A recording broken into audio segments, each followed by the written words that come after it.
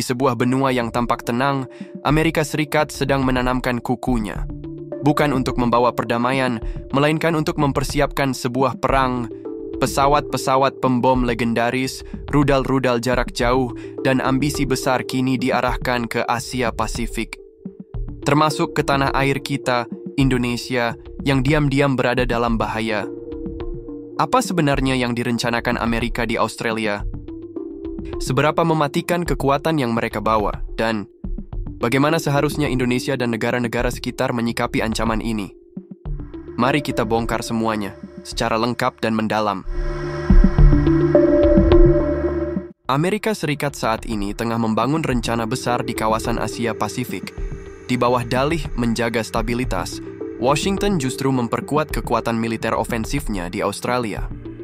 Langkah pertama yang mereka lakukan adalah memperluas pangkalan udara Tyndall di Northern Territory. Di pangkalan ini, Amerika berencana untuk menempatkan armada pesawat pembom B-52 Stratofortress, pesawat legendaris yang bukan sekadar alat transportasi, melainkan mesin penghancur jarak jauh.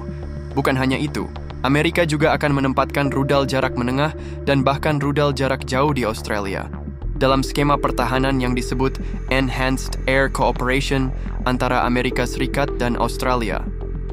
Dengan ini, mereka bisa menjangkau seluruh Asia Tenggara, Cina Selatan, bahkan sebagian besar wilayah Indonesia, hanya dalam hitungan menit. Alasan resminya, Amerika menyebut ini sebagai langkah pencegahan terhadap ancaman dari Cina. Namun, bila kita teliti lebih dalam, justru rencana ini menempatkan seluruh Asia Tenggara, termasuk Indonesia, dalam garis tembak.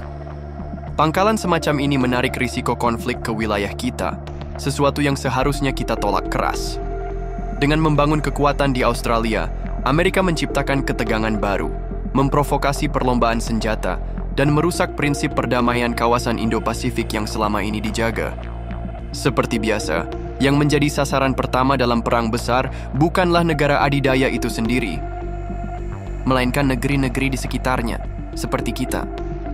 Di balik rencana Amerika di Australia, berdiri sosok tua yang tetap ditakuti, B-52 Stratofortress. Pesawat ini pertama kali terbang pada tahun 1992, diciptakan di tengah ketegangan perang dingin untuk satu tujuan, membawa bom nuklir jauh ke jantung musuh. Meski usianya sudah lebih dari 70 tahun, B-52 terus dipertahankan. Bukan karena Amerika tak mampu membuat baru, melainkan karena pesawat ini luar biasa tangguh, serbaguna, dan murah dirawat dibanding penggantinya. Dengan 8 mesin jet menggantung di bawah sayapnya, B-52 mampu terbang lebih dari 14.000 km tanpa pengisian bahan bakar, dan bisa diperpanjang hingga lebih jauh lagi dengan pengisian di udara. Dalam satu misi, ia bisa membawa hingga 32 ton bom, mulai dari bom konvensional, bom cluster, hingga bom nuklir. Bukan hanya beratnya yang mengerikan, tapi juga fleksibilitasnya. B-52 bisa menyerang dengan presisi dari ketinggian belasan kilometer, di luar jangkauan banyak sistem pertahanan udara lawan. Dalam sejarahnya, B-52 digunakan di berbagai konflik, mulai dari Perang Vietnam pada 1960-an, Perang Teluk tahun 1991, hingga invasi Afghanistan dan Irak di awal abad 21. Di tiap medan tempur, pesawat ini membuktikan satu hal. Ia tidak pernah benar-benar pensiun dari peperangan. Kini, dengan Amerika menempatkan B-52 di Australia, bayangan perang besar bukan lagi sekadar wacana. Pesawat ini bisa lepas landas dari Tyndall, membawa bom pintar ataupun senjata penghancur massal, dan menjatuhkannya dalam hitungan jam ke berbagai titik di Asia, termasuk, jika situasi memburuk, ke negara-negara yang tidak pernah meminta perang itu terjadi. B-52 adalah lambang dari kekuatan yang siap menyerang jauh sebelum diplomasi diberi kesempatan bekerja. Dan hari ini, mesin tua dari era Perang Dingin itu kembali disiapkan untuk menyalakan api baru di kawasan kita. Tak hanya pesawat pembom, Amerika juga berencana menempatkan arsenal rudal-rudal mematikan di Australia. Rudal yang akan dibawa bukan rudal sembarangan. Beberapa sumber memperkirakan mereka akan menempatkan rudal jarak menengah seperti AGM-158C LRASM dan sistem peluncur seperti Precision Strike Missile (PRSM), bahkan membuka jalan untuk rudal jarak jauh seperti Tomahawk AGM-158C. LRASM adalah rudal jelajah presisi tinggi yang dirancang untuk menghindari pertahanan udara dan menyerang target dari jarak lebih dari 900 km. Dengan teknologi stealth, rudal ini bisa melayang rendah di atas laut atau daratan, hampir tanpa terdeteksi radar, sebelum menghantam target dengan kekuatan penghancur besar. Sementara itu, Precision Strike Missile (PRSM) merupakan generasi baru rudal balistik jarak menengah, yang mampu menghantam sasaran sejauh 500 km lebih dengan kecepatan tinggi dan akurasi tajam. Yang paling berbahaya adalah potensi kehadiran Tomahawk Land Attack Missile (TLM), rudal legendaris yang bisa menghancurkan infrastruktur vital musuh dari jarak lebih dari 1.600 km. Dengan jarak tempuh sejauh itu, rudal-rudal ini dapat dengan mudah menjangkau Asia Tenggara, Laut Cina Selatan, Samudra Hindia, bahkan sebagian besar wilayah Indonesia, termasuk pulau-pulau utama seperti Kalimantan, Sulawesi, hingga Jawa. Namun di balik jargon pertahanan, niat sesungguhnya terlihat jelas. Dengan rudal-rudal ini, Amerika menciptakan kemampuan serangan awal, First Strike Capability, di kawasan Asia, sebuah kekuatan yang bisa menghantam musuh sebelum perang secara resmi dimulai.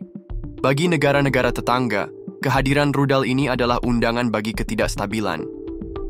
Bukan hanya memicu perlombaan senjata, tapi juga memaksa negara lain untuk memperhitungkan bahwa serangan bisa datang kapan saja, bahkan dari tanah Australia yang selama ini dikenal damai.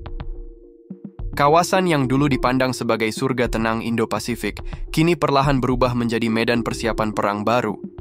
Dan Indonesia, meski tidak diundang dalam perhitungan itu, tetap tidak bisa menghindar dari bayangannya. Bukan hanya memicu perlombaan senjata, tapi juga memaksa negara lain untuk memperhitungkan bahwa serangan bisa datang kapan saja, bahkan dari tanah Australia yang selama ini dikenal damai. Kawasan yang dulu dipandang sebagai surga tenang Indo-Pasifik, kini perlahan berubah menjadi medan persiapan perang baru. Dan Indonesia, meski tidak diundang dalam perhitungan itu, tetap tidak bisa menghindar dari bayangannya. Di tengah meningkatnya ketegangan geopolitik di Asia Pasifik, Indonesia memilih untuk memperkuat pertahanannya tanpa berpihak pada kekuatan global manapun. Sejak menjabat sebagai Menteri Pertahanan, Prabowo Subianto telah mengalokasikan anggaran yang signifikan untuk modernisasi alat utama sistem senjata, alutsista, dengan tujuan utama menjaga kedaulatan dan keamanan nasional. Pada tahun 2024, anggaran Kementerian Pertahanan mencapai 139,27 triliun, menjadikannya salah satu anggaran terbesar di antara kementerian lainnya.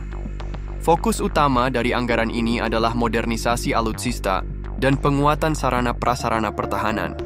Beberapa alutsista strategis yang telah dibeli meliputi jet tempur Rafale. Indonesia telah menandatangani kontrak untuk pembelian 42 unit jet tempur Rafale dari Prancis dengan pengiriman bertahap.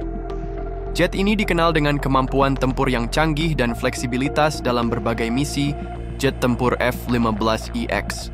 Komitmen pembelian 24 unit F-15EX dari Amerika Serikat telah dilakukan memperkuat kemampuan udara TNI AU dengan teknologi terbaru. Kapal selam Scorpène. TNI AL akan menerima kapal selam kelas Scorpène dari Prancis yang dirancang untuk operasi di perairan dangkal dan dalam, meningkatkan kemampuan pertahanan bawah laut Indonesia, kapal perang fregat. Indonesia juga telah menjalin kerja sama dengan perusahaan Italia, Fincantieri, untuk pengadaan kapal perang fregat, memperkuat armada laut dalam menjaga kedaulatan maritim. Meskipun melakukan modernisasi pertahanan, Indonesia tetap berpegang pada prinsip politik luar negeri bebas aktif. Langkah-langkah ini bukan untuk menunjukkan keberpihakan, tetapi sebagai upaya menjaga kedaulatan dan keamanan nasional di tengah dinamika regional yang kompleks. Dengan rencana Amerika Serikat menempatkan pangkalan pembom strategis dan rudal jarak jauh di Australia, dunia kembali menyaksikan babak baru perlombaan kekuatan di Asia Pasifik. Sebuah langkah yang, meskipun diklaim sebagai bentuk pencegahan, justru bisa menjadi sumber ketegangan baru di kawasan. Kehadiran pesawat B-52H yang membawa bom seberat lebih dari 13 ton, serta rencana penempatan roket jarak menengah hingga jarak jauh membuka risiko baru bagi stabilitas negara-negara sekitar, termasuk Indonesia. Setiap insiden kecil dapat berpotensi membesar menjadi konflik terbuka, terlebih jika kekuatan-kekuatan besar dunia terus berlomba memperbesar pengaruh militernya di kawasan ini. Di tengah arus tekanan ini, Indonesia dengan posisi bebas aktifnya memperkuat pertahanan nasional tanpa memihak blok manapun. Pembelian alat-alat pertahanan canggih, peningkatan anggaran militer, hingga diplomasi aktif menjadi tameng utama untuk melindungi kedaulatan tanah air. Kita tidak ingin terjebak menjadi bagian dari permainan kekuatan negara-negara besar. Namun, di balik semua itu, pertanyaan besar masih menggantung. Apakah langkah Amerika ini benar-benar untuk menjaga perdamaian? Ataukah justru menyiapkan medan baru untuk konfrontasi? Dan menurut kalian, langkah apa yang seharusnya diambil Indonesia untuk benar-benar menjaga netralitas dan kedaulatan kita di tengah kekuatan-kekuatan besar yang makin agresif ini?